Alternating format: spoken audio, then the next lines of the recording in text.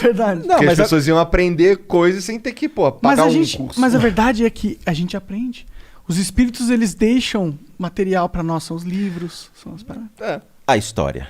Cara, se for parar pra pensar, a gente consegue ler os pensamentos em grandes profundidades de caras, de reis que morreram há mais de 1000 anos. E a gente tem o que ele estava escrevendo, é como entrar na cabeça do cara e entrar na cabeça do cara no que ele julga o mais importante que a cabeça dele produziu. Na época. É. E isso é legal para um fator histórico, porque você sabe como eles pensavam, costumes, e isso justifica até a Bíblia, cara. Os costumes sociais, políticos, econômicos inseridos na Bíblia. A Bíblia é um compêndio de livros de uma época política, social e econômica. Os mortos bíblicos, que sempre foram estigmatizados no meu canal, você sabe quem eram? Não. Porque fazem menção na Bíblia, né? Não fale com os mortos não devem ser incomodados. Significa o quê? Que já estava prevendo o espiritismo. O espiritismo surge no século XIX com Allan Kardec, não tem espiritismo na Bíblia. Os mortos eram os marginalizados, era o povo que era escravizado pelos romanos para quebrar pedra, para fazer a passagem para as vigas passarem, para os cavalos passarem. Então eles eram o quem? Entre aspas, vou colocar assim, mas os mendigos de hoje, ou seja, as pessoas que não eram vistas pela sociedade e que se alimentavam só de pão e água que eles davam. Era o pagamento dos caras. Eles sim eram os mortos bíblicos. Tanto que Jesus levanta os mortos, ou seja, ele lidera um povo contra os romanos. Legião, o dito diabo bíblico. Oh, meu Deus, Jesus foi e expurgou Legião. Legião eram soldados romanos que estavam numa taberna e Jesus joga aos porcos. Eles não eram demônios. Aos olhos do povo, eles eram porque eles escravizavam o povo, mas eram soldados romanos. Só isso. Quando você faz teologia, você aprende essas coisas. Mas quando você lê a Bíblia ao pé da letra, você teima na qual aquilo realmente é um mundo de Nárnia. E não é. Eu gostaria que fosse. Ia ser mais divertido. A vida ia ser mais legal. Mas a gente tem que ir pro lado racional e entender os contextos que envolvem. Então tu tá dizendo que você diria que não existem demônios? Sim, eu não acredito em demônios. Quando você pega ao pé da letra, o Delfos ou Satã, eles são nomes que foram traduzidos. Então eles são o nome de o acusador, o perseguidor, ou aquele que te acompanha. Aquele que te acompanha, qual que é o nome? Tu lembra? Satã, por exemplo. Satanás, que na verdade, Satanás virou o cachorro-gato da bruxa do 71, né? Satanás! Mas ele era utilizado como o cara que te acompanha, o cara que te persegue. Cara, o que te persegue hoje? O monarca? Não. Que medo. O que te persegue é o seu ego, a sua ganância, a sua usura. São os seus próprios demônios internos, entende? É você contra você mesmo. Traz 1-0 aí pra mim. 1-0, quer alguma coisa? Eu tô com a aguinha aqui, tem outro copo aqui pra mim, obrigado. Você entende? Então quando a gente fala, diabo, demônio e tudo mais, é um arquétipo ligado à própria igreja. Na Idade Média, quando surge esse contexto, é para quê? Para estabelecer uma relação seríssima com o povo para devoção. Você vem até mim, eu te ajudo a liberar desse pseudo ser chamado diabo ou demônio. E em troca do dízimo, da sua terra, dos seus bens. Tanto que o povo tornou-se muito escravo dessa igreja da Idade Média que se rebela e começa a achar que o demônio e o diabo é mais legal que a igreja. A mesma prensa que fez a Bíblia, que é a prensa de Gutenberg, também fez o teatro de maledicência, que eram os teatros medievais da época em que achavam que o pecado era legal. Então você via sempre o cara vestido de diabo para se divertir, tirar os sátiros da época. Então assim, igreja, a mulher do meu vizinho é linda, eu gostaria de pular a cerca, é pecado isso, quanto você quer para que me liberte desse pecado? Era uma relação de troca, era um acordo. E a igreja cresce financeiramente e se espalha pela Europa por meio dos poderes adquiridos, entende? Adquirindo terra e adquirindo dinheiro. Ok, hoje em dia as pessoas perderam a fé baseada nessa questão porque descobriram que a vida ela é muito simples e a gente tem nossas necessidades. Essas necessidades a igreja condena em alguns aspectos. Então para que eu vou me apoiar numa igreja? Então a igreja foi perdendo força. Aí o pessoal virou islâmico, virou espírita, foram trocando. E o Vaticano foi perdendo força. Os crimes do Vaticano são absurdos. Se você for, Pedofilia, né? muitos papas foram enterrados com o caixão fechado por causa de sífilis. Hoje nós temos os filhos da pátria, que eram os filhos dos papas da época que deixaram história. Os caras transavam com as prostitutas e os filhos foram surgindo.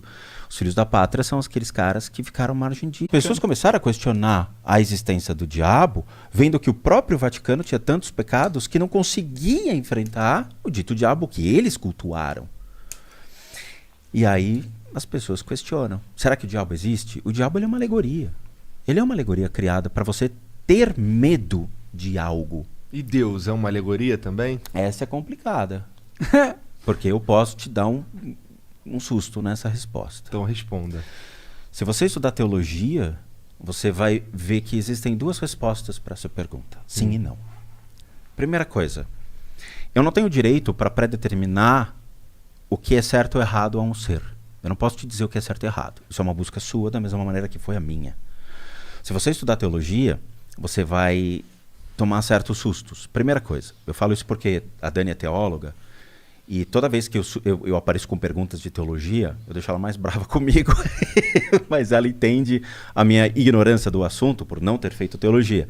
Mas eu compro livros de teologia pra gente ficar discutindo. Vocês se conheceram por causa desse lance? Do canal. Legal, cara. Do canal. Legal. Do canal. Depois eu conto a história da Dani, Tá. para que vocês entendam como foi o approach, mas... de novo, o mundo ele se correlaciona. Existem muitos graus de afinidade entre eu e a família da Dani. Que loucura, cara. E assim, se você for fazer teologia, você vai entender dois princípios. Primeira coisa, todo ser humano precisa de uma fé. Mesmo que seja baseada em qualquer coisa, a gente precisa acreditar em algo. Por quê? A vida é muito sacana. A vida é triste. Ela não é fácil de ser lidada. A gente vê miséria, sofrimento, dor. A gente vê roubalheira no sistema público de saúde. A gente vê ganância. A gente vê muita coisa que, se você ligar a televisão, você vai sair com uma depressão profunda sobre tudo aquilo. É um estado de impunidade. Você vê miséria. E a única coisa que te mantém ainda nesse game é acreditar em alguma coisa. Ou você acredita que tudo isso aqui vai sair do pior para algo melhor, ou você acredita em Deus. Seja ele baseado em qualquer crença. Pode ser qualquer nome. Você autodetermina que aquilo é um Deus. Mas não existe a verdade? A verdade ela é dinâmica. A verdade não é algo... de novo, a verdade do Henrique V, numa época, era uma coisa. A verdade hoje, que você vai atrás, é completamente diferente. Será que é ou a interpretação da verdade que muda? Talvez seja o conhecimento do assunto em si. Cara, preciso mijar Porque rápido. muitas pessoas começaram a questionar. E esse questionamento leva a interpretações diferentes e diversas formas de buscar uma resposta sobre aquele tema. Mas você não concorda que todo o conhecimento, toda a verdade, todas as coisas que a gente tem como verdade, elas não são buscadas de uma mesma fonte lógica universal? Porque é a minha percepção. Que, Não, tipo, porque você fica viciado. Como assim? Eu preciso saber, sobre o ponto de vista de diferentes religiões, a interpretação de Deus. Não, tudo bem, mas eu não estou dizendo a interpretação de Deus em questão da religiosidade. Tô falando na questão de, tipo... O mundo... Cara, eu meio que esqueci o que eu tava falando. Tá te fazendo mal. O que a gente tá falando mesmo? Esqueci. Oi, meu nome é Rodrigo Spookhouse Caçambrades. Caralho. Não, eu entendo o seu ponto de É vista. que você foi pro outro lado, aí eu perdi o lado que eu tava indo, mano. A gente tem que ver a interpretação de Deus sobre a ótica de diversas crenças. Sobre... Ah, seja- lembrei, desculpa. Cara, o meu ponto é, existe uma verdade universal, tipo, existe um jeito do que as coisas funcionam. Do mesmo jeito que existe a física. Perfeito. Será, A verdade universal, será então... que todas essas religiões, elas não bebem da mesma Não, fonte? o budismo não acredita em Deus. Então já não é a mesma fonte. Mas é essa a interpretação do budismo. Talvez a fonte do qual o budismo esteja buscando a sabedoria dele... É por observação. Eu acredito, por exemplo, o universo ele é constituído por uma forma natural. A química, reações químicas, reações físicas, toda a pré-existência ela se dá por uma maneira natural, orgânica do sistema. Então os planetas surgem devido a todas as reações. Eu não preciso ter um cara com uma luva com 5 esferas de poder e um queixo gigante sentado num trono pré-determinando as coisas. Sim. As coisas elas acontecem. Então quando você olha para cima e você fala todo o universo ele surge por um princípio de causa e efeito, eu não coloco a condição de um Deus. mas eu coloco as reações naturais que vêm de toda a química e física. Sim. Beleza. Então eu já coloco dizendo, eu não tenho um Deus. O que é assertivo. Se você pré-estabelece a condição racional, você não precisa colocar um Deus sobre a sua cabeça. Mas você sabe as condições de Deus. Em que sentido? Não vou roubar, não vou matar, não vou agir contra a minha índole, não vou agir contra a minha própria natureza. Mas o que é a natureza se a verdade ela é maleável e moldável? A natureza está ligada no bom senso. Eu não vou matar um animal, porque ele tem o mesmo direito de existir do que eu. Mas às vezes você vai matar um animal. Você pode matar um animal por uma questão de natureza e sobrevivência, mas não Mas você matar mata um uma natural. formiga só porque foda-se. A gente mata a formiga por um acidente, porque a gente não enxerga essas formigas. Às vezes eu piso só porque tá me incomodando. Tudo bem, mas essa é a sua Você natureza. é mau, você é cruel. Não, essa é a natureza dele, a interpretação de como ele vive a vida. Existem pessoas que realmente entendem que todos os seres têm o mesmo direito de existir e devem ser respeitados. A mesma formiga não pediu para nascer, ela nasceu. O mesmo cachorro pediu para nascer, mas ele nasce, ele existe. Eu tenho que respeitar esse ser, entende? Todos os seres nascem de uma maneira incondicional. Essas almas, entre aspas, são colocadas no mundo por uma necessidade. Se você tira a necessidade de pré-existência deles, você está sendo um Deus julgador. Você é Deus de tudo. Você pode pegar uma arma e matar uma pessoa. Você está julgando uma pessoa pelo quê? Qual é o motivo que você considera suficiente para tirar uma vida? Sim. Entende? Você é Deus, porque você predetermina a condição de existência de qualquer ser. Verdade, né? Meio bizarro. Pensa, não de qualquer ser. Eu não consigo matar o Trump. Qualquer ser, cara. Você pode. Não posso. Só que você vai morrer. Ué, não tentaram? Ele tava na Casa Branca lá, Então, conversando, tentaram. fazendo uma...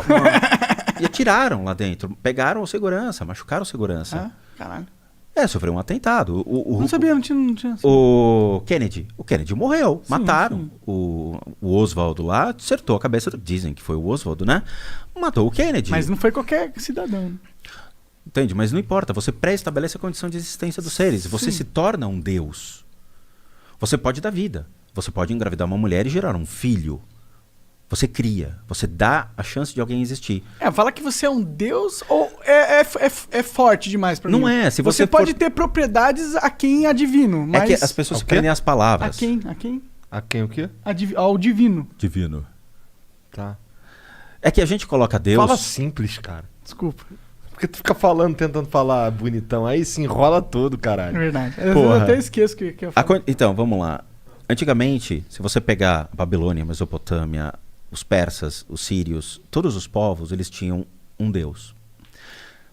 O conceito de Deus, a palavra Deus, significa governador na tradução. Todos tinham um governador.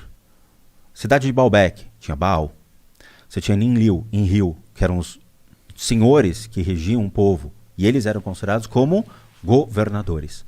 A tradução ao pé da letra coloca como deuses. Se você pegar a Bíblia do rei James, King James de 1610, fala, foram os deuses que colocaram o homem na terra. Entendi.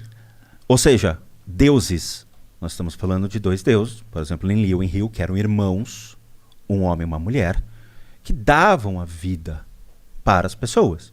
Eles predeterminavam agricultura, economia, política, questões sociais. Eles governavam um império. O Rio Tigre e o Eufrates, que eram os dois maiores rios. Quando Nabucodonosor começa a destruir e unificar em um único Deus, ou seja, Nabucodonosor como Deus, ele vai destruindo todas as imagens, todos os bustos, todas as imagens dos outros deuses. Baal, que era o rei da cidade de Baalbek, chega para Nabucodonosor, e isso é real, e fala para ele, cara, não destrua a minha cidade. E todos começaram a ficar preocupados porque eles estavam perdendo o império. E ele não quis saber. Ele arrastou tudo e matou todos. Quebrou todas as imagens, e falando, só pode haver um Deus, Nabucodonosor. Entenderam?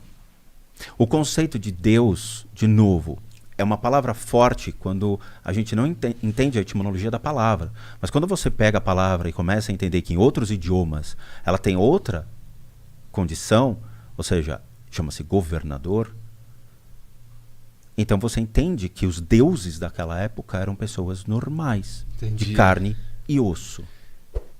Tá.